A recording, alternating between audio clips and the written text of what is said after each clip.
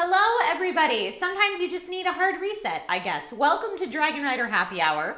Hopefully you can all hear me okay. Let me know if it sounds all right. I had to quickly scramble and set everything up much faster than I normally do because of technical difficulties. But that's how live streaming goes. So welcome, everybody. Boy, I feel like I have earned this drink today. So without any further ado, I'm going to bring in bartender Nate to tell us what we're drinking. What you got? Hello, Dragonrider Happy Hour! So, today's drink is the White Bat. It is from bartending veteran Simon Ford of the Kobe Cocktail Bar in Brighton, United Kingdom. So this is kind of like a cross between a White Russian and a rum and coke. I do have it in ounces because I'm American, so sorry. But you can easily do the conversion, but the easiest way to think of it is drinks in parts. So this is 1 part chilled cola of choice. I used Coca-Cola. And then it's, 2 parts of that. And then it's 1 part white or silver rum and 1 part whole milk. And then it's a 3rd part Kahlua, which is a coffee liqueur. So it's pretty tasty.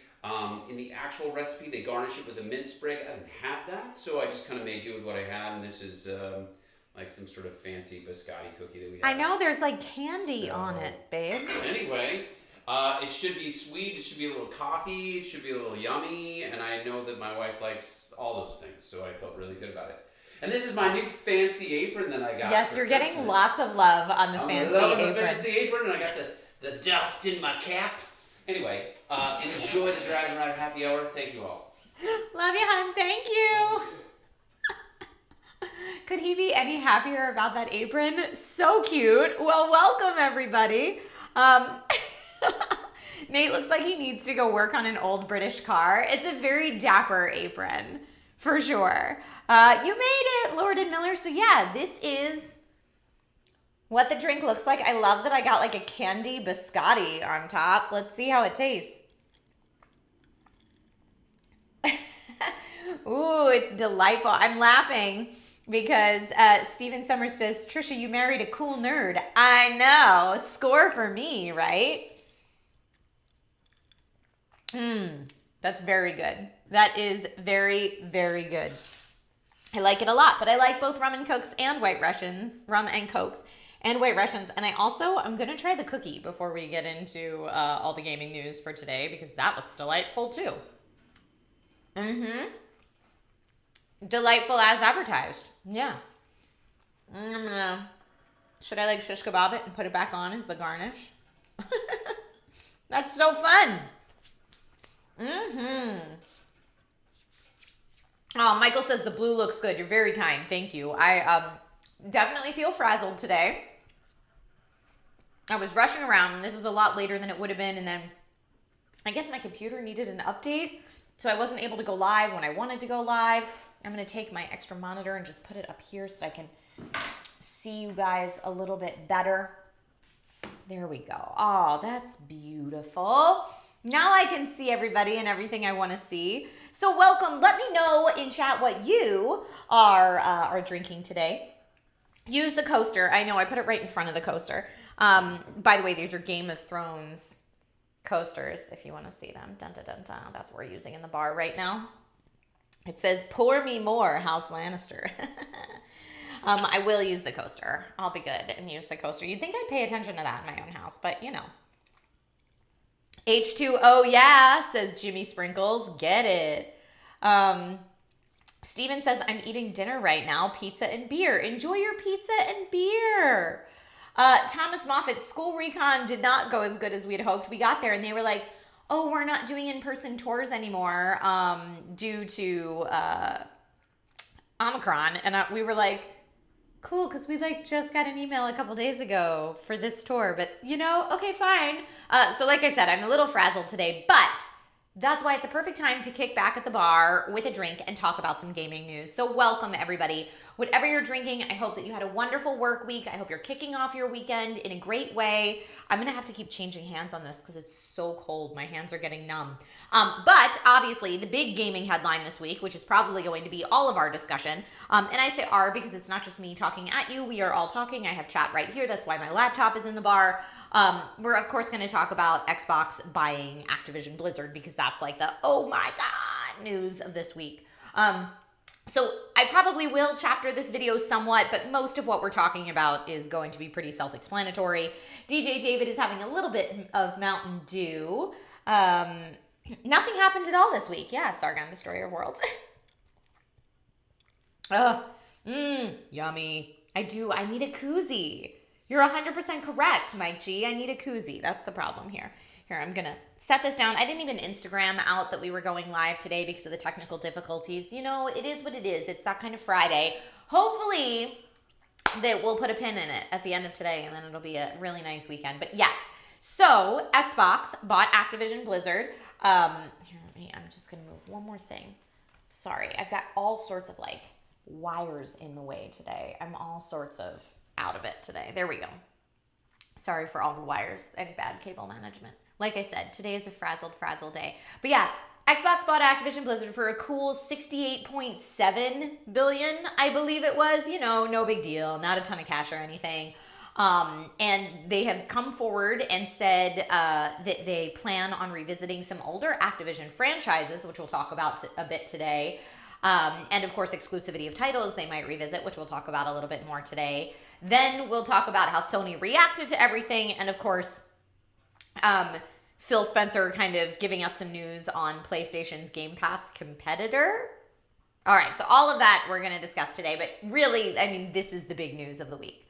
Xbox what, says DJ David? Cleric1372, this is the Alienware X15 laptop that I'm currently using to answer your question. Sargon Destroyer of Worlds says they outbid me by, just a few billion. Yes, just a few billion. But basically, it's going through the process now, but Xbox will soon own, so it didn't happen the day they announced it, but, everything's been agreed upon, but now they have all the paperwork and whatnot. Xbox will soon own Activision Blizzard, dun dun dun dun. So if you're not a big Blizzard fan, I go to BlizzCon for years. In light of the recent stuff, I haven't been, but in general, Blizzard IP I'm a big fan of. But I'm sure a lot of you have played games such as Call of Duty, Overwatch, Hearthstone, Diablo, Heroes of the Storm, etc., World of Warcraft. If you have a Battle.net gamer tag, you know what we're talking about. So the fact that this is being folded into Microsoft Studios is huge news. I don't know anyone that saw it coming. It was very funny. Apparently, I woke up on the West Coast, so I guess the East Coast had seen this news for a few hours, but I saw people tweeting, like, watching the games journalists on the West Coast wake up to this news has been hilarious. Because we all, I think, did the same thing of, like, you wake up in the morning, you look at your phone, and you go, holy crap! And then, as it kind of starts to sink in and what that all means. According to the Wall Street Journal, when I first saw the tweet, we didn't know what was going to happen with Bobby Kotick, who everyone's like, please fire Bobby Kotick. We've talked about it on Dragonrider Happy Hour before. According to the Wall Street Journal, Activision CEO Bobby Kotick will leave after the deal closes. Now, the deal is set to close sometime in 2023, from what we heard in that article. And it's in Microsoft's fiscal 2023 year, which means sometime before June 30th, 2023, I believe. Correct me if I'm wrong on that, chat, but I think that's it. Catnip Ninja says I can finally play Overwatch again. So yeah, I mean, that's definitely, I know for me, I had a very mixed feeling of emotions, and I know we talked about it on the Discord as well, but I think a lot of people are very afraid from a monopoly standpoint, because this is a huge acquisition. However, seeing Bobby Kotick go bye-bye and maybe, giving the devs and the community over at Activision Blizzard a healthier work environment is something I think we can all get behind. Having these games folded into Game Pass would be an immediate win for Game Pass subscribers. So there's a lot to consider here. At the time that I was kind of mulling over the pros and cons, when I first saw the tweet, we didn't know what this would mean for Bobby Kotick and therefore maybe the entire culture at Activision Blizzard. I personally do have friends that work at Activision Blizzard, so it's something that's kind of a layered thing for me as well. Kotick himself did not specifically address whether he's going to stay or leave. All he did was come out with a quote that said, "This is the very best integration." So we will see what happens, but Wall Street Journal is a pretty verified source saying that Kotick will leave after the acquisition is finalized. So that's good at least. Gonna look at chat. Steven says, no way Bobby was going to survive. I don't know. Big rich dudes with lots of power seem to get away with a lot. Took it home to Jenny says, it's a big move. It is. Steven says, if Microsoft can clean up Activision's stink, I'll be okay with it. I just want it to be a better environment for the developers and all of the folks who work on the games there, because those games are amazing. Those communities are amazing. Like I said, I know a lot of people that work there. So for them to have a healthier work environment, I think would be a great thing. Unknown Entities is interesting. I've been refraining from touching any game that Activision Blizzard has had their hand in. And I think a lot of people feel like that. So it remains to be seen what will happen with the future of it. At this point, a lot of us are just speculating. But as someone who was a World of Warcraft player from way back in the day, who loves traditional Warcraft, who loves StarCraft, who loves Hearthstone, and, you know, who played Diablo through most of my college years, I would love to be able to enjoy those properties again. So, and especially, I mean, all the better if I can enjoy them with my Game Pass subscription. That being said, these are the positives of this, but there are certainly fundamental concerns to be had about monopoly in the gaming space. And while this may be good in the short term, it might not be so great for either consumers or creators in the long term. So that's something too. For now, Microsoft plans to continue selling some Activision Blizzard games on PlayStation. So here comes the exclusivity conversation, right? Does this mean that Call of Duty won't be available on PlayStation anymore? Does this mean that Diablo won't be available on Switch anymore? Again, lots of speculation. But for now, Microsoft continues to keep selling these various IP on PlayStation and Nintendo and other platforms. But they said they will make some content exclusive to Xbox, and we'll talk about that today as well. And Phil Spencer, who I have had the opportunity to meet in person, seems like a super awesome guy every single time I met him. Very kind, very respectful, like seems like just a very genuine, I want people to be happy making and playing games kind of person. Now, of course, it's very hard to know the true identity of someone, but I can say from meeting him several times, that was the impression that I got. So Phil Spencer has come out and said, and this is a quote, Microsoft is committed to our journey for inclusion in every aspect of gaming, among both employees and players. We're looking forward to extending our culture of proactive inclusion to the great teams across Activision Blizzard.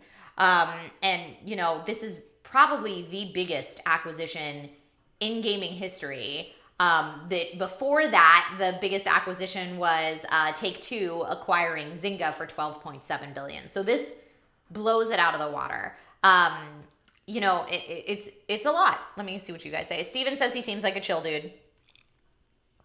Rusty Lincoln says money is king, so I doubt they will go exclusive on the big names. Well, and that's the thing is, you know, especially if they make a Game Pass, then where they're going to sell those games at full price is going to be the other platforms, right? It's going to be PlayStation, it's going to be Nintendo. So when it does come down to what could be the smarter money move, it depends on their strategy long term. But there are people saying like maybe this acquisition points to Microsoft trying to get Game Pass as a service on PlayStation moving forward in the future.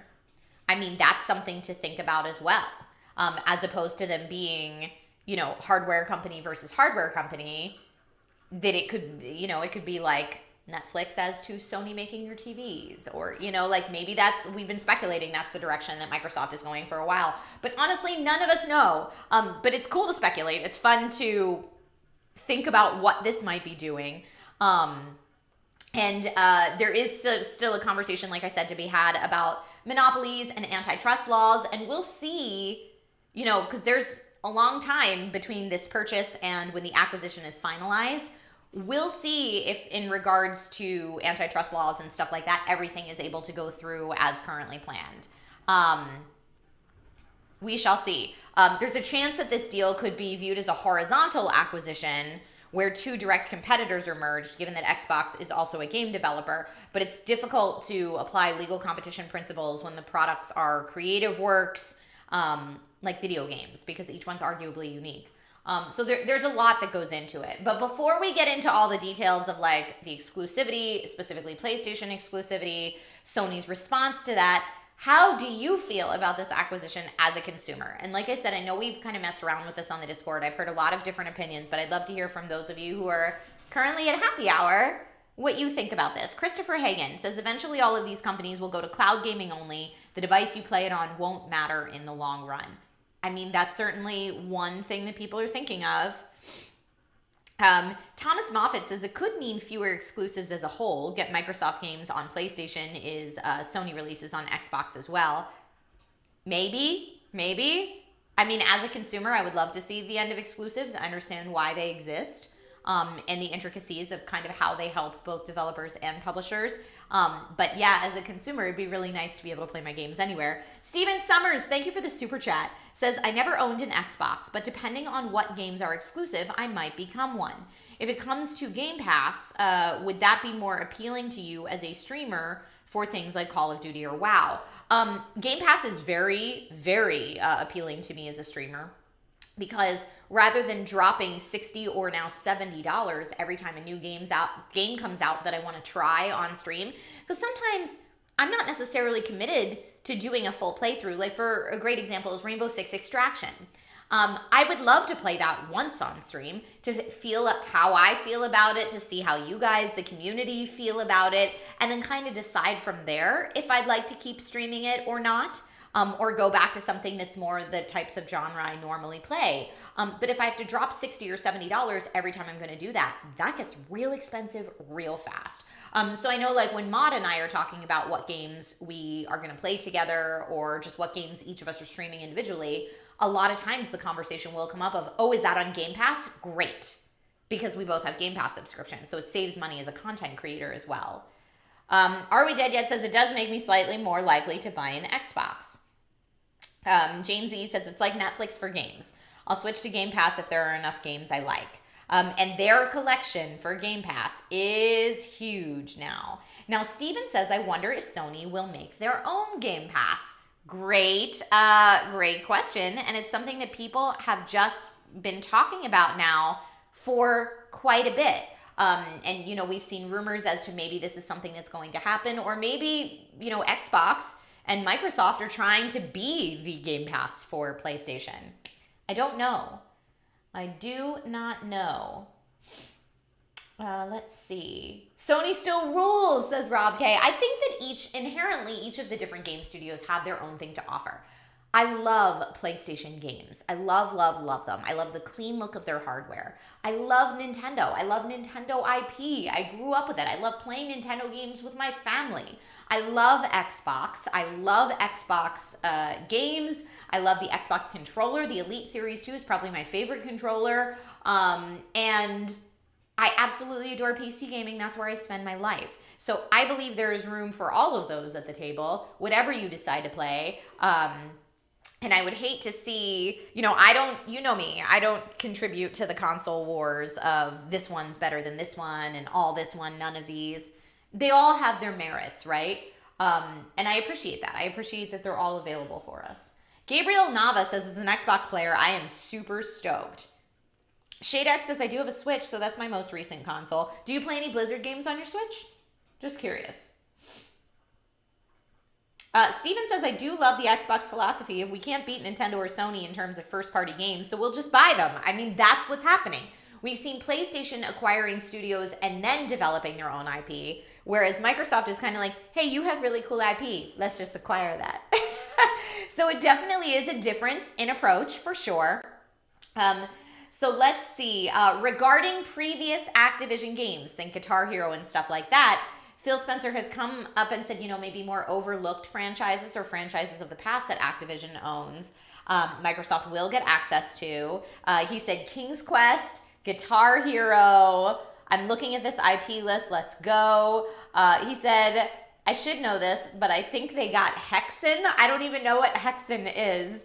But if it's back in, Activision's backlog, now it's Microsoft.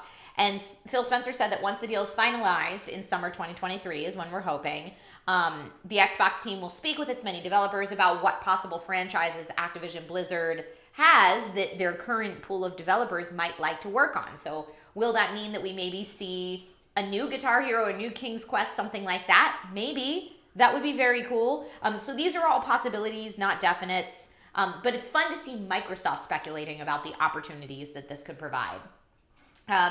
Activision Blizzard has confirmed that it's not going to remove any existing games from PlayStation after it has been acquired by Xbox. So if it's already on PlayStation, it will not be removed. That's been confirmed. So like Call of Duty Warzone will remain multi-platform, at least for now. That's what we know. And they said, we will honor all existing commitments post-close. And they said, as with Microsoft's acquisition of Minecraft, we have no intent to remove any content from platforms where it exists today. So that is good to know if you're a Sony person. If you're worried about it being on another platform, that for sure is a thing. Now, that statement doesn't necessarily cover future Call of Duty on PlayStation in one form or another. So we shall see. Phil Spencer did release a tweet later on in the week saying, had good calls this week with leaders at Sony. I confirmed our intent to honor all existing agreements upon acquisition of Activision Blizzard and our desire to keep Call of Duty on PlayStation. Sony's an important part of our industry and we value our relationship, which I love everybody getting along in the gaming space where, I'm sure everyone working in the gaming space is there because they're passionate about video games. So that's the tweet that I think a lot of people took and thought, ooh, is Xbox going to be on PlayStation? Maybe that's where that conversation is going. But I mean, Phil Spencer didn't clarify if he was specifically talking about Warzone in that tweet or future standalone entries in the series. So we'll see. So we don't know what might be turned into a future Microsoft exclusive out of the Activision Blizzard catalog. Just after the acquisition of Bethesda, now we're finding out that Starfield will be an Xbox console exclusive. So maybe that's foreshadowing that future Activision Blizzard might be Xbox exclusives as well. We don't know. Took it home to Jenny says the lawyers and the negotiations are going to make so much money. I mean, there's so much to hash out. So much. But Steven, you're right. They do know how much gamers love cross-platform. For sure. Yeah, I don't know what music they would have on Guitar Hero, but I'd be down for it. It's really sad to me that there's no way to really stream those right now. So it's very interesting. Here's a question for you. If you are predominantly a PlayStation player, does this information make you feel more likely to lean towards Xbox? Or are you still like, no, PlayStation ride or die? Or are you much like me where you kind of enjoy games on multiple platforms and not one console exclusive? Shade EX, thank you so much for the super chat, says, Hexen, Heretic are games in the same fantasy universe based on the Doom engine. Sequels are on Quake engines, basically like Doom but more D&D inspired. Thank you for clarifying that. I really appreciate that. So there you go. That could be fun. Rob K says Microsoft, Sony, Nintendo, but no one's talking about the KFC console. I have a YouTube video on it on this very channel. I talked about it. Vegeta 25 hours says it makes me more likely to buy a gaming PC. And especially now that Sony exclusives have been porting to PC, that's a very, very good point. Thomas Downey Jr. says, I like your lighted mouse pad on your laptop. Thank you. I do too. I love it very much. Snack Pack. Hi, Snack Pack. Snack Pack is in chat, says, wish I could build a PC. So glad the consoles are going strong. Consoles are a very, very competitive way, especially since, kind of the next-gen consoles have just recently launched. They're very competitive, especially at the price point with PC gaming for right now. Obviously, if you have unlimited funds, PC gaming is going to trump the performance that you're going to get on a console. But if you're looking at, mid-tier PCs, especially right now that GPUs and the silicon shortages are making PC components, so expensive for DIY PC builders, consoles are super competitive. So Sony's reaction to all of this is Sony came forward and said, we expect that Microsoft will abide by the pre-existing contracts to ensure that Activision games stay multi-platform. And for Deathloop and Ghostwire, which were Bethesda games, Microsoft did honor those contracts. So we have reason to believe that that will happen. It's also Sony's stock. This is for real, though. Sony's stock took a $20 billion hit after Xbox announced its acquisition of Activision Blizzard. Ooh, ouch. And Sony Group Corporation shares fell by 13% on Wednesday, the day after Microsoft made the deal. It's the largest single fall in Sony stock since October of 2008. So my question to you following that is, could Sony make a move as big as Xbox acquiring Activision Blizzard? And if so, what do you think it could be? Now we're just having a good time. Ouch, indeed. I'm faced with the puns. Says the KFC system is abreast of the situation and are trying to get a leg up on the competition. Fried chicken jokes. I love it. I'll take it. I will take it. Steven says, I expect Sony to buy EA next week. Just kidding. I think. I mean, that'd be a lot. That'd be a lot. Christopher. Oh, hi, Chris. Chris says, man, Game Pass is going to have an amazing roster with the new studios. Was already looking at Game Pass. Now I'm most likely getting it. I will tell you, I have been a Game Pass sub since pretty much day one. And I know they're going to raise the prices. They have to. The library is too vast. They're getting AAA day one releases that I buy my Game Pass as far in advance as they will let me, which I think last I checked, you could get up to 3 years out. Because if you buy it now, you lock it in at the rate it is now. Everyone's saying, like, surely after this acquisition, like everyone said this after Bethesda, surely after this acquisition, Game Pass is going to go up in price. It hasn't yet. Surely after this latest acquisition, Game Pass is going to go up in price. I mean, it hasn't yet, but we've seen Netflix raise their prices dramatically over the years as they became a bigger and bigger player in the industry. So I think it's going to. As of right now, Game Pass is a incredibly fantastic deal for the consumer. You are getting so many games, including $60 and $70 titles on day one of launch. It is wild. And as someone who's a PC gamer, I use Game Pass Ultimate, which Game Pass itself is $10 a month if you buy it for Xbox, and then you have the Xbox library. For PC, you'll have the PC library, and Ultimate includes both those libraries plus cloud gaming. It is a ridiculously good deal. A ridiculously good deal. Carlo S says buy Konami and discard those NFTs. I don't want to get into the NFTs, my dude. Tabless Topics says I had Game Pass for a long time. It's a great deal. Honestly, I rarely bother with the brand new games since few of them appeal to me. But there are, like, I know people that joined Game Pass just when Halo Master Chief Collection dropped, or Halo Infinite for that matter, because it's, you think, am I going to buy a $70 game, or can I buy 7 months of Game Pass for the same price and get that $70 game? Like, the only downside is once you're no longer a Game Pass subscriber, you no longer have access to those games. So even if they're downloaded on your console or on your PC, you will not be able to play them. Or once those games go off of Game Pass, which happened with a lot of the Borderlands games, you can't play them via Game Pass anymore. So there are certainly downsides. I'm still a big fan of owning physical media for a variety of reasons. But it's still a screaming deal. It's a great deal. It makes mathematical sense. Tim S. says, how do you buy Game Pass in advance? Isn't it monthly? You can pay monthly, or you can buy a 1-year subscription. Like, you've seen them sold on Amazon all the time, like 3 months of Game Pass, 12 months of Game Pass. So if you buy, let's say, 2 of those cards that are 12 months of Game Pass and go in your Microsoft account and put in both those codes, you are prepaid for 2 full years of Game Pass at that point. So that's how you prepay it. You can certainly do monthly billing, or you can prepay it. Dagishta says, great way to play games when they're first out and can snag them on Steam later during a sale. Yes, that is great too. I have definitely done that. Topless Topic says, I only buy physical copies if I'm getting a special edition of something. And special editions are still amazing, and I highly support because they are awesome. Now, there have been rumors, and we talked about them on Happy Hour before, that PlayStation was working on a Game Pass competitor of their own, a Sony version. And Phil Spencer came out and acknowledged those rumors and said that he sees the fact that PlayStation is going to come out with their own version of Game Pass as an inevitability. It's definitely going to happen.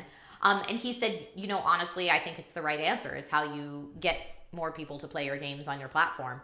And he said, I don't mean to make it sound like we've got it all figured out, but I think the right answer is allowing your customers to play the games they want to play, where they want to play them, and giving them choice about how they build their library, and being transparent with them about what our plans are in terms of our PC initiatives and our cross-gen initiatives and other things. So when I hear others doing things like Game Pass or coming to PC, it makes sense to me because I think that that's the right answer.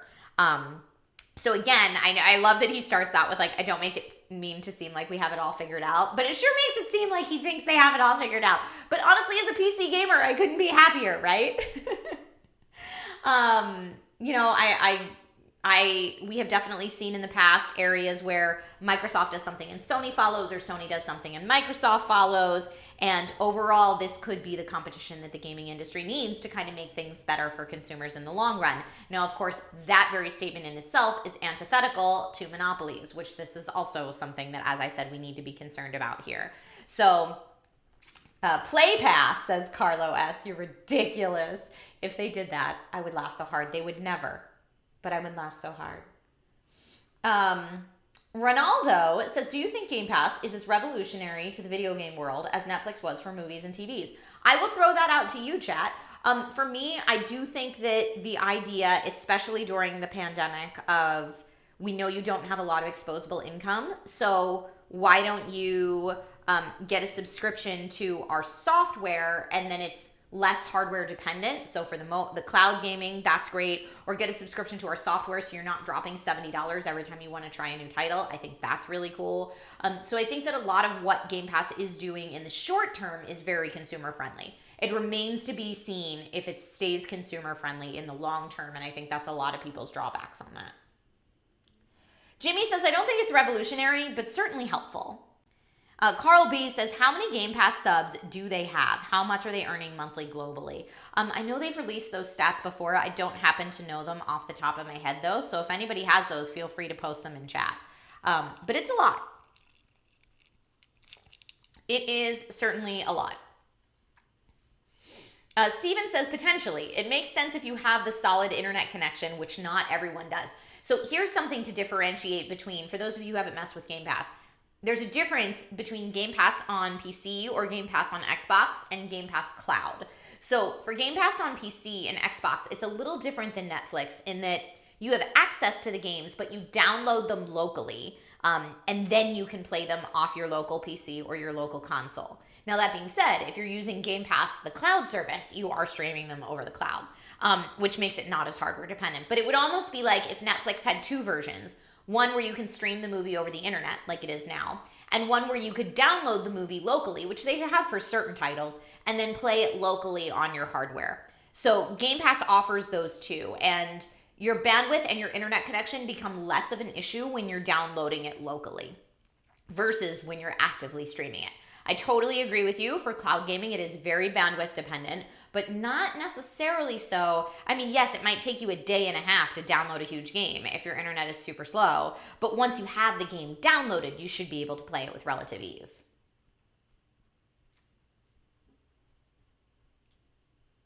Rob K says, never mind. Yeah, exactly. So that's something that I'm glad that you brought up because we can, differentiate it a bit. Okay, cool. So yeah, I mean, that's the big news of this week. I feel like we've been talking about it. Oh my God, have we really been talking about it for like 40 minutes? I mean, it was honestly the big news this week. The quick hits news of this week is there have been rumors that more PlayStation titles that were PlayStation exclusives are going to port to PC. Are going to port to PC. Cory Barlog, who I'm a huge fan of, came out and said, I think it was the collective of studios all over saying, this is a really good idea. We should be looking into this. Eventually, I think it reached the tipping point when we had so many suggestion box suggestions that they were like, I'm tired of hearing this. Fine, we'll do this, meaning porting, like God of War, for example, to PC. And Sony's push into the PC market began in 2020 when it announced it would be bringing Horizon Zero Dawn Complete Edition to PC, which is very great. And that was a true first-party PlayStation Studios game that would no longer be exclusive because it'd be available on PC. So following Horizon, Sony released Days Gone on PC. Now we've got God of War and is gearing up to make Uncharted Legacy of Thieves Collection available on PC in the future. Halo Infinite has had some updates, again, kind of in quick hits news. Halo Infinite's in-game store is going to get some updates, including reducing prices, improving bundles, and more. And that actually happened a few days ago. I don't play Halo Infinite's multiplayer very much, so let me know if you do and if you've liked those improvements that they've made. Ronaldo says that house extension bar is looking great, Trisha. Thank you. I'm sorry that the bar tour video was a little dark. I have a studio tour video that I'm working on editing right now that's going to come out, and that's a little dark too. I don't know what was going on with the camera that day, but I am trying to make more content for you, even if it's not perfect. For 2022, my thought is not everything has to be perfect to release it, and in hopes that that will allow me to release more content without my anxiety levels being through the roof. So, since I am a one-person team. I think that my standard of perfection for stuff, because I worked for whole teams in the past, is like, well, it has to look as good as if a 20-person team made it, but that's not realistic, being that I do it all by myself. So trying to make peace with that.